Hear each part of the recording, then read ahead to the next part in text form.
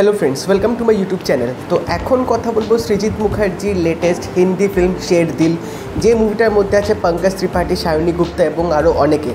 तो এই फिल्मটা আগের শুক্রবার রিলিজ হয়েছিল, তো আমার দেখতে প্রায় অনেক দিনই লেট হয়ে গেছে। তো শের দিল মুভিটা কীরকম হলো সেটা নিয়ে তোমাদের সাথে কথা বলবো, তো ভিডিওটা কিন্তু অবশ্যই শেষ অবধি দেখবে। তো মুভিটার গল্পটা কিন্তু বেসড অন ট্রু ইভেন্টস, যেটা ফ্যাক্ট কিন্তু তোমাদের একদম ফিল্মের শেষে দেখিয়ে দেবে। তো এখানে একটু করে বলে দিই, পঙ্কজ ত্রিপাঠীর চরিত্রটা হচ্ছে তিনি একটা গ্রামের প্রধান এবং তিনি একটা গভর্নমেন্ট অফিসে যাবে তাদের গ্রামের ব্যাপারে কথা বলতে, তাদের গ্রামে কিছু সমস্যা তুলে ধরতে। সেটা হচ্ছে তাদের গ্রামের যে ধান ক্ষেতগুলো আছে সেগুলো ওই এরিয়ার যে জঙ্গলে পশু পাখিরা এসে সেই ধান ক্ষেতগুলো নষ্ট করে দিচ্ছে, তো তাদের এই জন্য অনেক রকম প্রবলেম হচ্ছে। তো ওই গভর্নমেন্ট অফিস থেকে বেরোনোর সময় তিনি একটা ওখানে নোটিশ দেখতে পাবে। সেই নোটিশ দেখার পর তার মাথায় একটা আইডিয়া আসবে। কী আইডিয়া? সেটা হচ্ছে তিনি প্ল্যান করবে যে তিনি নিজেকে মানে আত্মত্যাগ বা বলিদান দেবেন জঙ্গলে গিয়ে, যাতে বাঘ যদি তাকে খেয়ে নেয় তাহলে সরকার থেকে 10 লাখ টাকা দেওয়া হবে, এরকম একটা স্কিম ছিল তখন। তো সেই স্কিমটা যাতে তিনি পান, যাতে তার গ্রামের লাভ হয়, সেই জন্য তিনি সেরকমভাবে প্ল্যান করবেন।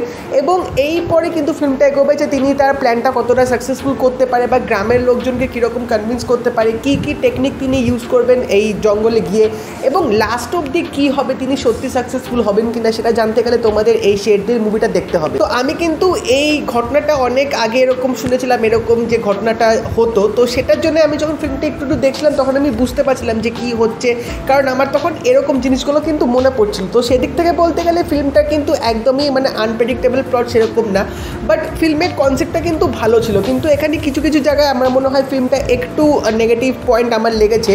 তো নেগেটিভ পয়েন্টগুলো নিয়ে আগে যদি আমি কথা বলি, তো ব্যাকগ্রাউন্ড মিউজিক কিন্তু এই ফিল্মটা কিছু কিছু জায়গায় সত্যি এমন লাউড বা এমনভাবে ইউজ করা হয়েছে যেগুলোতে কিন্তু ওই সিনগুলোর যে ইম্প্যাক্টটা থাকার কথা সেই ইম্প্যাক্টগুলো কিন্তু একদমই নষ্ট করে দেবে। তো তোমাদের একটু যদি ফার্স্টে বলে দিই, সেটা হচ্ছে পঙ্কজ ত্রিপাঠী যখন সেই অফিস থেকে যখন বেরোবে, বেরিয়ে তিনি মানে এক্সিট মুখে এসে তিনি দাঁড়িয়ে থাকবেন এবং চারিদিক থেকে তখন পশু পাখির অনেক রকম ব্যাকগ্রাউন্ড মিউজিক আসবে, সেটা আমার একটু উইয়ার্ড লাগছিল।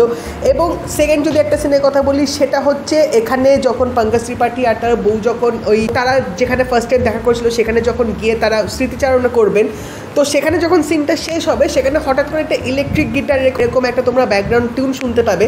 তো সেই সিনটার সাথে না সেই টিউনটা একদম ম্যাচ করছিল না, এটা তোমরা একদম দেখলেই তখন বুঝতে পারবে যে একদমই কিন্তু খাপে খাপ খাচ্ছিল না, যার জন্যে ওই সিনটার যে একটা এফেক্টটা হওয়ার কথা ছিল যে দুজন বসে পুরোনো মেমোরিজ কথা মনে পড়ছে, তো সেই অনুযায়ী যে ব্যাকগ্রাউন্ড মিউজিকটা ইউজ করার দরকার ছিল সেটা কিন্তু সেই হিসেবে করতে পারেনি। তো এরকম কিছু কিছু সিন আছে যেখানে ব্যাকগ্রাউন্ড মিউজিকগুলো খুব মানে মানানসইভাবে হয়নি, যার জন্যে সিনগুলো কিন্তু তোমাদের সেরকম মনে বাঁধবে না।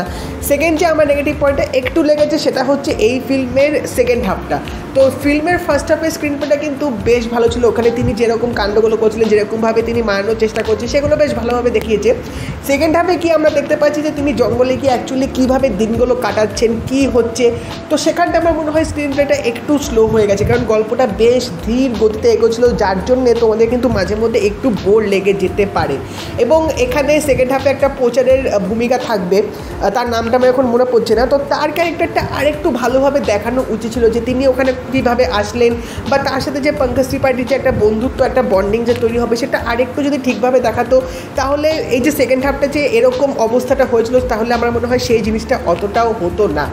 এবং এই ফিল্মে কিছু গান এখানে ইউজ করা হয়েছে, তো আমার মনে হয় গানগুলো সেরকমভাবে ফিল্মটার মধ্যে ইম্প্যাক্ট ফেলতে পারেনি। খালি একটা আমার গান যেটা ভালো লেগেছে সেটা হচ্ছে কেকের যে গানটা ছিল, সেটা ফিল্মের পিকচারাইজেশনের সাথে ঠিকঠাক লাগছিল, বাট ওভারঅল বাকি আমার গানগুলো সেরকম অতটা পছন্দ হয়নি। এবং পজিটিভের দিক থেকে যদি কথা বলি, ফিল্মটায় পঙ্কজ ত্রিপাঠীর অভিনয়টা সত্যি খুব ভালো ছিল, কারণ তিনি কিন্তু একাই পুরো ফিল্মটাকে টেনেছে, তো সেদিক থেকে তার অভিনয়টা কিন্তু দুর্দান্ত ছিল। এখানে লাস্ট 20 মিনিটের মতো একটা কোর্টরুম ড্রামা সিন থাকবে, তো সেখানে তিনি যেরকম অভিনয়টা করেছে লাস্টে একদম তিনি যে নিজের বক্তব্যটা পেশ করবে উকিলের কাছে, তখন তার এক্সপ্রেশনটা বা যেভাবে তিনি কথাগুলো বলছিলেন সেগুলো কিন্তু সত্যি বেশ ভালো ছিল, সেখানে তার অভিনয়টা কিন্তু দেখার মতো ছিল। এবং তাছাড়াও বাকি যে কো অ্যাক্টরদের যে অভিনয়গুলো ছিল সেগুলো ঠিকঠাক লেগেছে। এবং তাছাড়াও সৃজিত মুখার্জির সিনেমায় এবং সৃজিত মুখার্জি নিজে থাকবে না সেটা তো হয় না, তো এখানেও সৃজিত মুখার্জি নিজে ক্যামিও দিয়েছে, কোথায় কখন ক্যামিও দিয়েছে সেটা তো তোমাদের ফিল্মটা দেখলে অবশ্যই বুঝতে পারবে। এই ফিল্মের যে টেকনিক্যাল দিক থেকে যদি কথা বলি, রাতের কিছু দৃশ্য আছে সেগুলো কিন্তু বেশ ভালোভাবে শ্যুট করা হয়েছে, মানে লাইটগুলো কিন্তু সেরকম ন্যাচারালিস্টিক ওয়েতে ইউজ করা হয়েছে এবং তাছাড়াও পুরো জঙ্গলটাকে যেভাবে দেখিয়েছে সেটাও কিন্তু তোমাদের দেখতে বেশ ভালো লাগবে। একটা রিয়েল ভাইব কিন্তু তোমরা ওভারঅল পুরো ফিল্মটার মধ্যে পাবে। শের দিল মুভি তোমরা যদি দেখে না থাকো একবার দেখে নিতেই পারো, ওয়ান টাইম ওয়াচেবলের জন্য ঠিক আছে, অতটাও খারাপ না। আর যদি দেখে থাকো আমাকে অবশ্যই জানিও তোমাদের কেমন লাগলো, এবং যদি এই ভিডিওটা ভালো লেগে থাকে লাইক করে দিও, শেয়ার করে দিও, চ্যানেলটা কিন্তু অবশ্যই সাবস্ক্রাইব করে দেবে, নোটিফিকেশন বেলটাও কিন্তু অল করে দিও। তো দেখাবে পরের ভিডিওতে, বাই।